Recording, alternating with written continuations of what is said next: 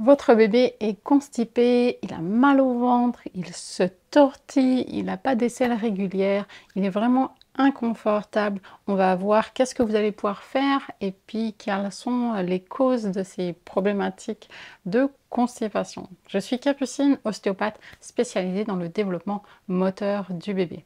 Aujourd'hui, je vais vous parler de la constipation, mais je vais prendre que le côté biomécanique de la constipation. Je ne vous parlerai pas de l'alimentation, du choix du lait, parce que ce n'est pas ma spécialité. Mais on a une composante très biomécanique dans ces problèmes de constipation et c'est ça dont je vais vous parler aujourd'hui. Première chose qu'il faut comprendre, c'est qu'effectivement, pour pouvoir bien digérer, on a besoin du mouvement. Aujourd'hui, quand vous avez une opération digestive et qu'ils vont opérer au niveau du ventre, ils vous encouragent dès la fin de l'opération à marcher, même si c'est douloureux, d'accord? On va vraiment avoir besoin du mouvement de la marche pour remettre en route le système digestif. Qu'est-ce qui se passe quand on marche? Quand on marche, on a une torsion au niveau du tronc et cette torsion va aider à digérer.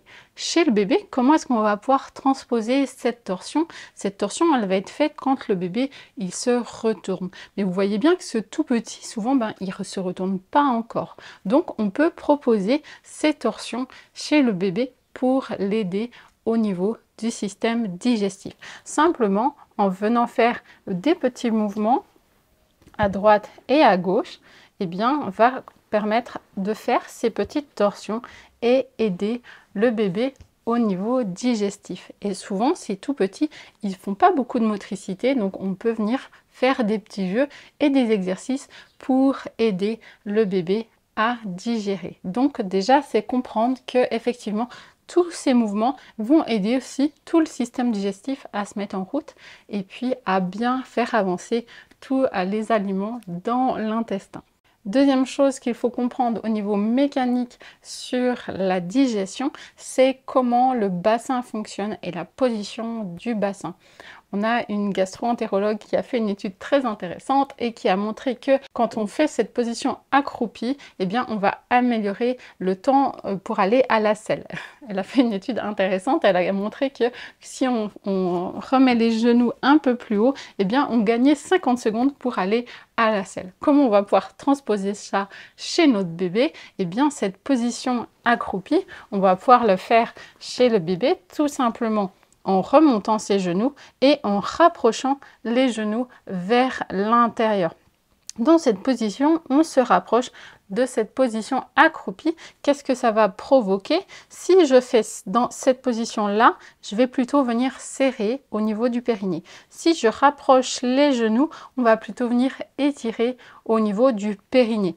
Et ensuite, pour la position accroupie, je vais avoir besoin de rapprocher les genoux vers le haut. Et simplement cet exercice des fois va suffire au bébé pour pouvoir aller à la selle.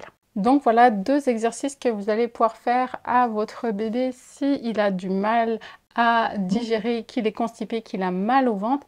Il y aurait plein d'autres choses qui seraient intéressantes à faire comme exercice, mais vous avez déjà le retournement et puis cette position qui va faire comme la position accroupie que vous allez pouvoir faire.